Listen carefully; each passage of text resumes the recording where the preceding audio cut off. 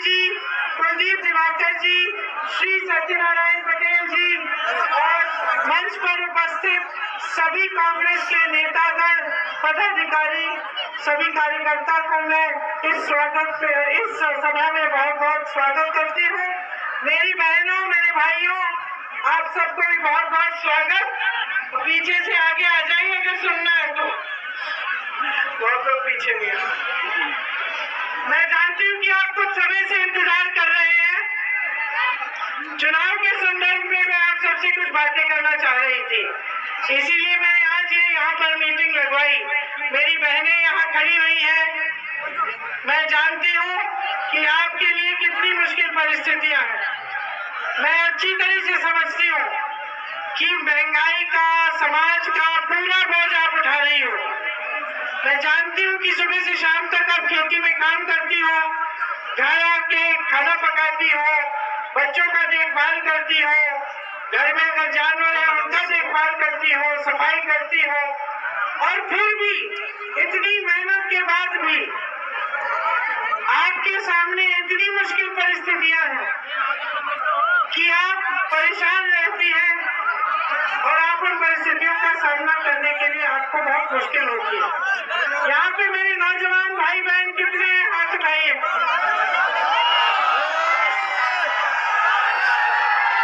मैंने सुना है कि यहाँ से प्रवास बहुत होता है बाहर, मुंबई में और दूसरे प्रदेशों में, सही बात है? क्यों होता है प्रवास? क्योंकि रोजगार यहाँ नहीं मिल रहे हैं, सही बात है? तो रोजगार यहाँ नहीं मिलते, हुनर है, पढ़े लिखे हो, अपने पैरों पे खड़े होने के काबिल हो, लेकिन यहाँ पे तो आपको मौका नहीं दिया जा रहा है, ये सही बात है? और मेरे जो किसान भाई बहन है यहाँ, ये सही है कि छुट्टे जानवर की बहुत बड़ी समस्या है यहाँ? आपको खाद मिल रही है समय पे? ये सही है कि जबकि आपकी जमीन उपजाऊ है, आपको अपने उपज का दाम नहीं मिलता? सही है। कितने का मिल रहा है अभी? गेहूं और धान के लिए कितना मिलता है आपको?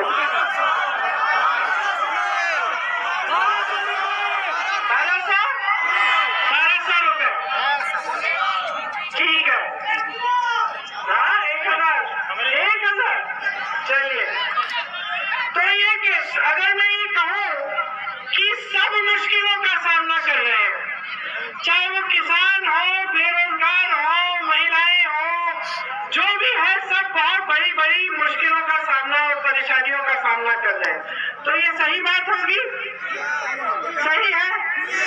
अब मैं आपसे एक बात पूछना चाहती हूँ कि ये जब मुश्किलें आती हैं, महंगाई आती है, तो आपके घर में पूछती है कि किस धर्म के हैं आप? क्या महंगाई आती है और आपके घर पे खटखटा के पूछती है कि भाई तुम हिंदू हो या मुसलमान हो? क्या बेरोजगारी पूछती है कि तुम किस जाति के हो, ब्राह्मण हो या दलित हो या किस वर्ग के हो? पूछती है बेरोजगारी? नहीं पूछती। जब छुट्टा जानवर आके आपका खेत चलता है तो पूछता है कि कौन से खेत का, भाई किस किसान का है ये खेत? अच्छा, इस धर्म का है, चलो मैं दूसरे खेत में जाके चलूंगा, है? पूछता है छुट्टा जानवर। तो राजनीतिक दल के नेता क्यों पूछ रहे हैं भैया? क्यों पूछ रहे हैं? सोचिए, मजाक की बात नहीं है, ये गहरी बात है। क्योंकि जब विकास करना है तो सबका होगा कि नहीं होगा? कि एक वर्ग का विकास होगा? हो ही नहीं सकता। सड़क बनाओगे, क्या आप कहोगे कि लो इस धर्म के हो तो ये सड़क मत इस्तेमाल करो, उस धर्म के हो तो ये सड़क तुम्हारे लिए है? नहीं, सड़क बनाओगे तो सबके लिए बनाओगे, पानी की सुविधा होगी तो सबकी होगी, सही बात है? तो विकास, रोजगार होगा तो पूछना नहीं है कि कौन सा क्या है, सबके लिए रोजगार है। हाँ, आरक्षण है लेकिन सबके लिए रोजगार है, सबको मौका मिलेगा, सही बात है कि नहीं? तो राजनीतिक दल और उनके नेता आपके सामने जाति और धर्म की बात क्यों करते हैं? कभी सोचा है कि यूं ही आंख मूंद के दे देते हो वोट धर्म और जाति के आधार पर? मैं एक मोहल्ले में गई, वहां मैंने देखा कोई सड़क नहीं, टूटी फूटी सड़क, पानी नहीं, पूछा बिजली आती है कहते हैं अच्छा विधायक कौन है, नाम लिया विधायक का, काम करता है नहीं करता, वोट दोगे दोबारा, हाँ जी, वाह जी। तो मैंने पूछा क्यों, जी हम तो वोट अपने धर्म के आधार पर दे देते हैं हर बार। यही बात मैंने कहीं और सुनी कि भाई क्यों बार बार वोट दे रहे हो इसको, काम तो कर नहीं रहा है तुम्हारा। तो जी हम जाति के आधार पर दे देते हैं, हमारी जाति का है, हम सोचते हैं कि इन्हीं को देंगे। तो क्या हो रहा है, आप आंख मूंद के धर्म के आधार पर, जाति के आधार पर ऐसे राजनीतिक दलों को आगे बढ़ा रहे हो जिनके नेता समझ गए भैया कि आपके लिए काम करने की जरूरत ही नहीं है। वो समझ गए हैं कुछ मत करो, 5 साल आराम करो, राज करो, सत्ता में बैठो, सब खुशियां तुम्हारी रहे, तुम ही फूलो फलो, 5 साल बाद मंच पे पहुंच जाना, कोई बड़ी बड़ी घोषणाएं कर देना, साथ साथ कह देना कि भैया धर्म के, हम आपके धर्म की सुरक्षा करेंगे, हम आपकी जाति की सुरक्षा करेंगे, वोट मिल जाएगा। तो काम क्यों करेंगे ये नेता, और आदत किसने डाली है, जनता डाली है। अच्छी आदत है कि बुरी है, अरे घर में अपने बेटे की आदत डाल दो कि कोई काम करने की जरूरत नहीं है, उसको खिलाते पिलाते रहोगे तो निकम्मा होगा कि नहीं, तो जाके बाहर जाके नौकरी ढूंढ के तुम्हारे लिए कमाएगा कि नहीं, नहीं कमाएगा। तो जब इतनी समझदारी अपने परिवार के लिए, इतनी समझदारी अपने बच्चों की परवरिश के लिए, तो अपने विकास के लिए और अपनी राजनीति में इतनी समझदारी क्यों नहीं दिखा रहे हो, ये मेरी शिकायत है आपसे।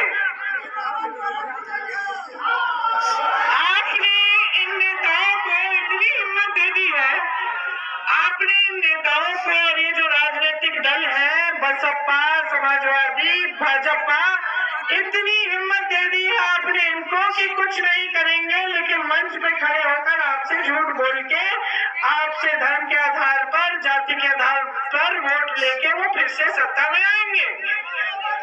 और ये जो आपने आदत डाली है, इससे नुकसान उनका नहीं हो रहा है, उनके बेटे अच्छे अच्छे स्कूलों में पढ़ रहे हैं, विदेश चले जाते हैं, वो तो अच्छे अच्छे हवाई जहाजों में घूम रहे हैं। मोदी जी का हवाई जहाज देखो, 8,000 करोड़ का एक हवाई जहाज है, मोदी जी दुनिया घूमते हैं उस हवाई जहाज में। योगी जी के यहाँ देखिए, है तो योगी, लेकिन कितनी बड़ी बड़ी गाड़ियों में घूमते हैं, कितनी बड़ी सिक्योरिटी सुरक्षा लेके घूम रहे हैं। और जब आपकी समस्याएं आती हैं, जब किसान आंदोलन करता है, जब महिलाओं पर अत्याचार होता है, तो सब दुबक के अपने घर में बैठ जाते हैं, कोई नहीं आता आपकी सुनवाई करने। किसान 1 साल से दिल्ली के बॉर्डर पे नरेंद्र मोदी जी के घर के सामने 10 किलोमीटर की दूरी भी नहीं है, खड़ा रहा 1 साल के लिए। 700 किसान शहीद हुआ। कहाँ थे हमारे प्रधानमंत्री जो पूरी दुनिया घूम सकते हैं, जो 16,000 करोड़ रुपए के दो हवाई जहाज खरीदे हैं, और पूरे गन्ने के बकाए को 14,000 करोड़ रुपए को नहीं दे पा रहे किसानों को। वो प्रधानमंत्री कहाँ थे, क्यों नहीं आए? जब उनके ही मंत्रिमंडल के मंत्री के बेटे ने 6 किसानों को लखीमपुर खीरी में अपनी जीप के नीचे कुचल डाला, तो वो प्रधानमंत्री और आपके मुख्यमंत्री योगी आदित्यनाथ जी क्यों नहीं गए लखीमपुर खीरी उन परिवारों से मिलने? क्यों कार्रवाई नहीं की उन्होंने उस लड़के पे? बल्कि उसके कुछ ही दिन बाद एक बड़ी सी उन्होंने मीटिंग की लखनऊ में, जहां पे उसी का बाप उनके साथ मंच पे खड़ा रहा, इस्तीफा भी नहीं मांगा उस मंत्री का। कैसे नेता है ये? कौन से धर्म की बात कर रहे हैं? कौन से धर्म की बात कर रहे हैं? छुट्टा जानवर आपके खेत खाए जा रहा है, आपके सामने खड़े होकर कहते हैं हमें तो मालूम ही नहीं था। मोदी जी अंतर्यामी, सर्वज्ञानी, हाँ सर्वज्ञानी, कहते हैं ना मोदी जी को सब कुछ पता चल जाता है।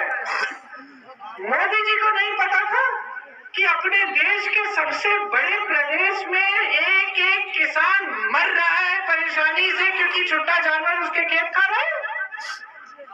मोदी जी को पता चल जाता है जब रूस के प्रधानमंत्री को कुछ बीमारी होती है, अमेरिका में डोनाल्ड ट्रंप को खांसी आती है, मोदी जी फट से उनको चिट्ठी लिख लेते हैं, फोन कर लेते हैं।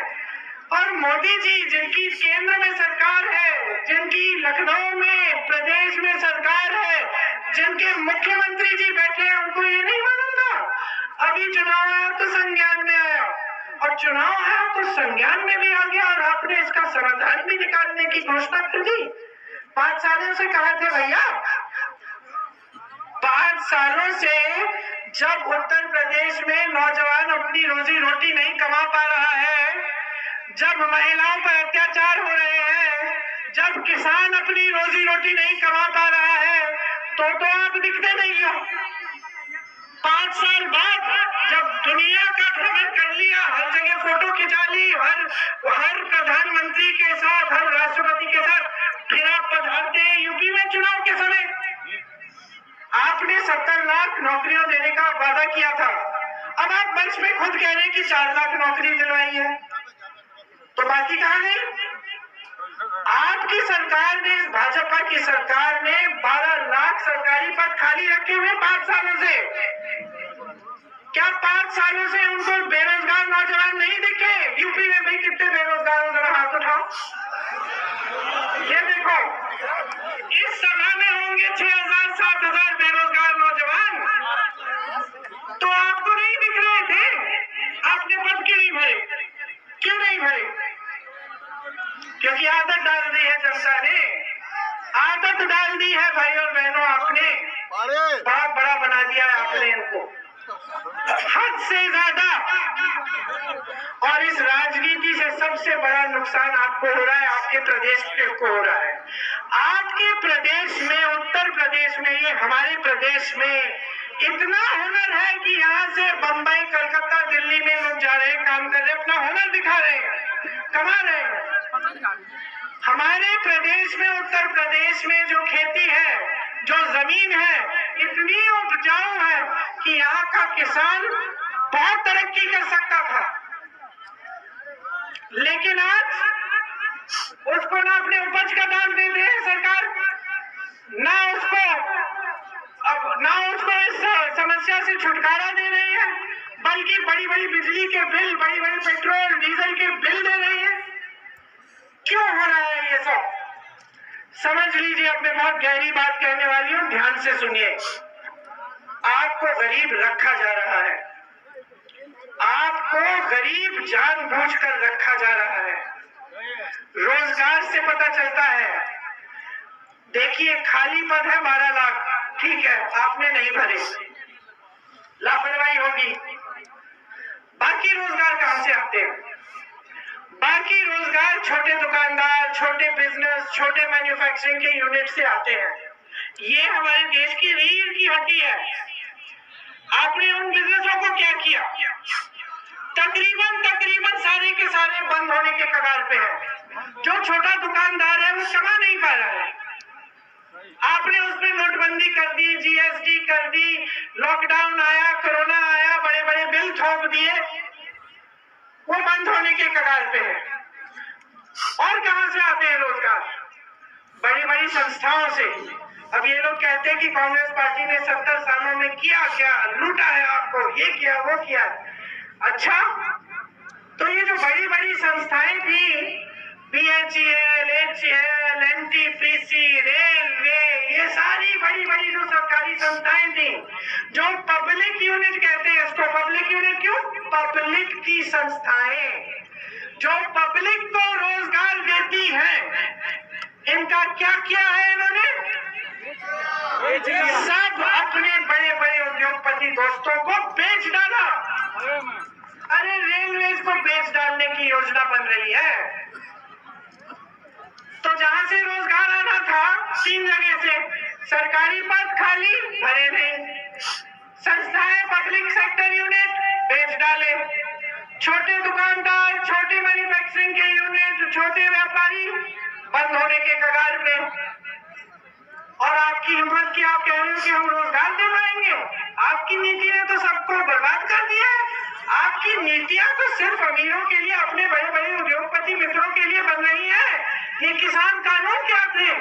ये किसान कानून किसान की मेहनत, किसान की का खून पसीना और कमाए कौन? उनके बड़े बड़े उद्योगपति।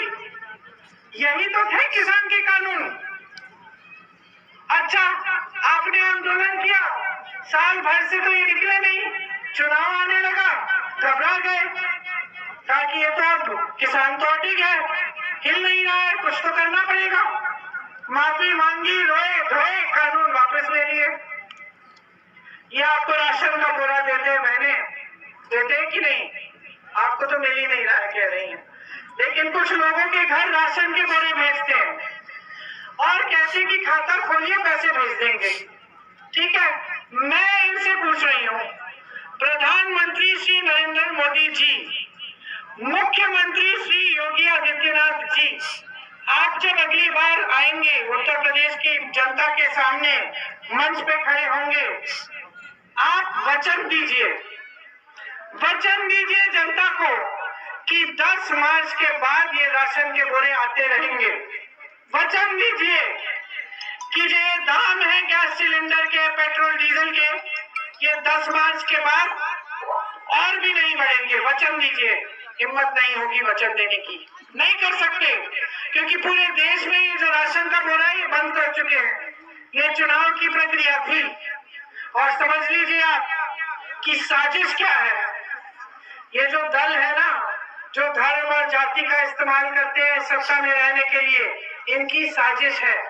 जनता गरीब रहे, नौजवान की जो ऊर्जा है, जो काम करने की हिम्मत है, उसको ऐसे ही रखें, उसको रोजगार नहीं दें, ताकि उसी ऊर्जा का इस्तेमाल, उसी गुस्से का इस्तेमाल धर्म और जाति की राजनीति के लिए हो पाए। समझे आप? आपको गरीब रखने से फायदा उठा रहे हैं।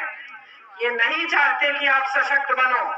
आप शिक्षित होगे, सशक्त बनोगे, अपने पैरों पे खड़े होगे, आत्मनिर्भर होगे, तो कौन सी धर्म और राजनीति की, जाति की राजनीति चलेगी इस प्रदेश में? मैं पूछना चाहती हूँ, कैसे चलेगी?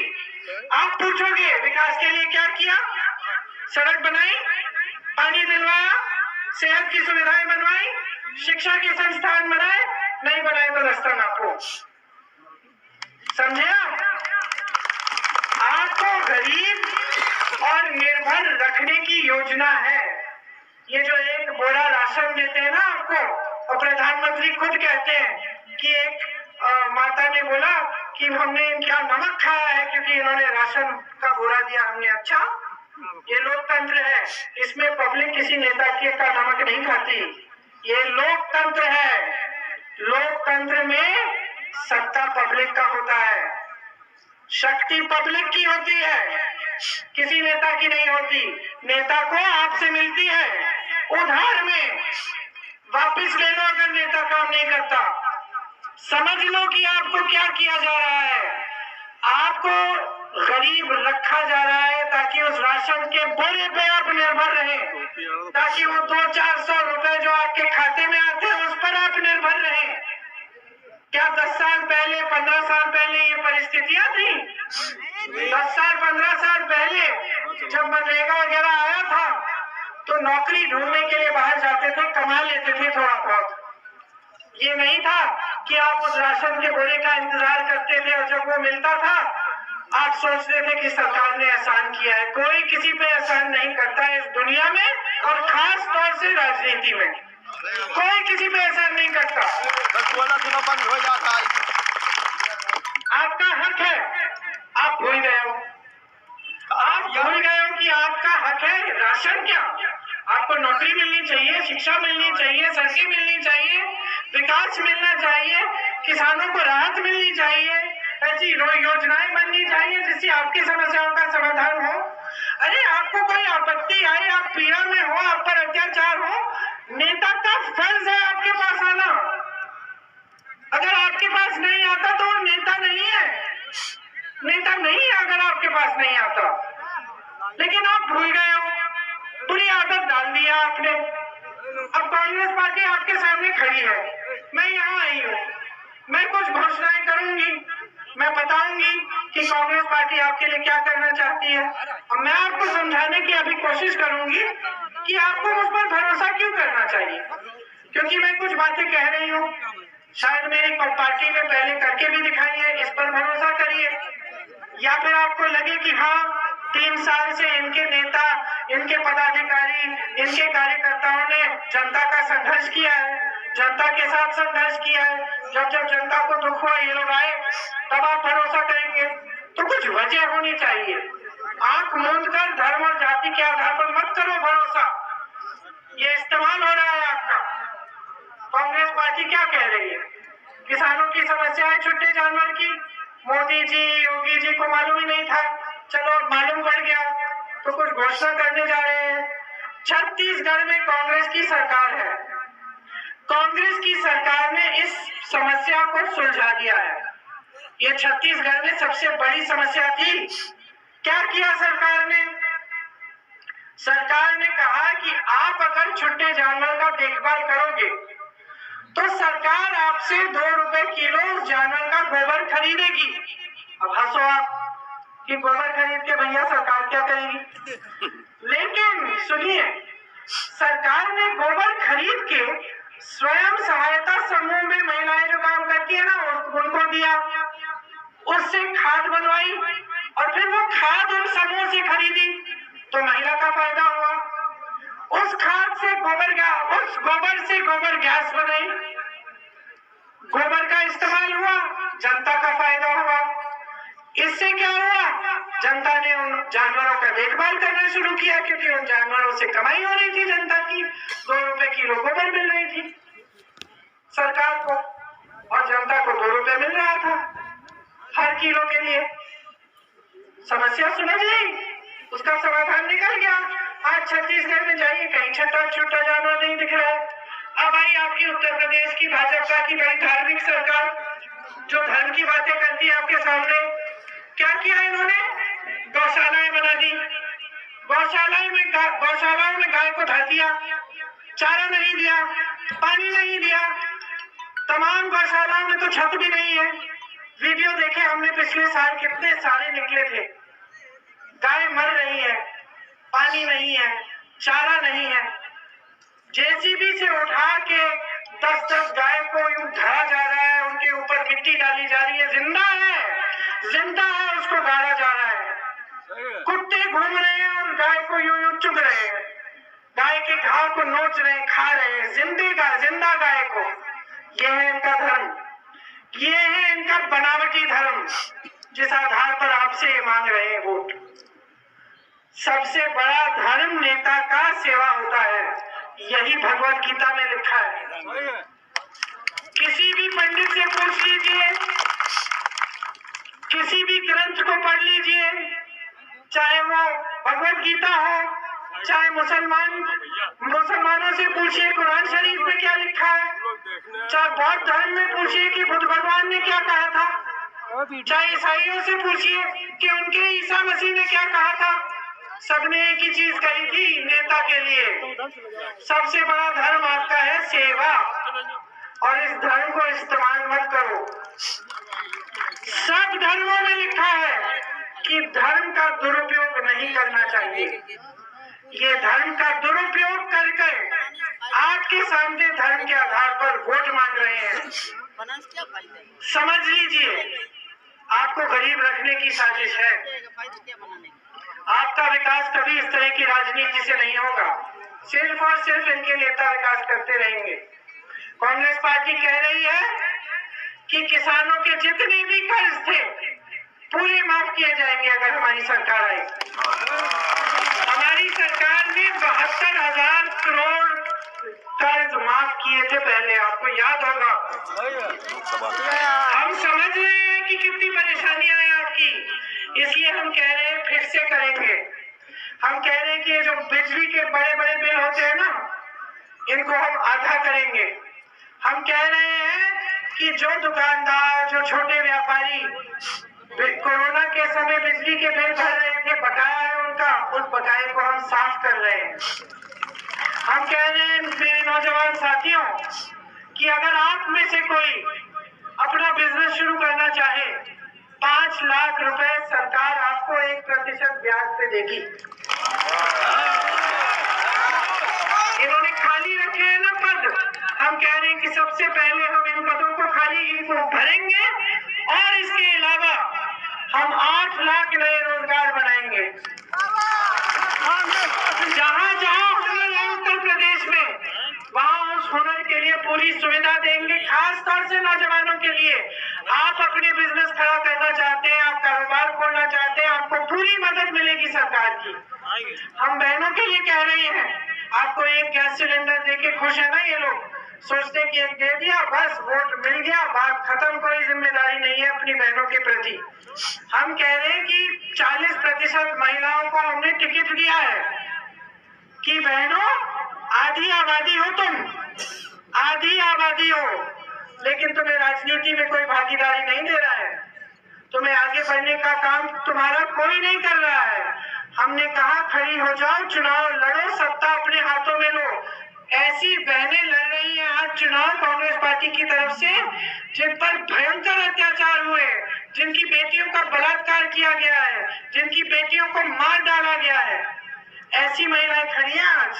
एक आशा बहू की महिला खड़ी है जिसको पुलिस ने घसीट के बस के अंदर पुरुष पुलिस कर्मियों ने ऊपर चढ़कर गला दबाकर पीटा। क्यों?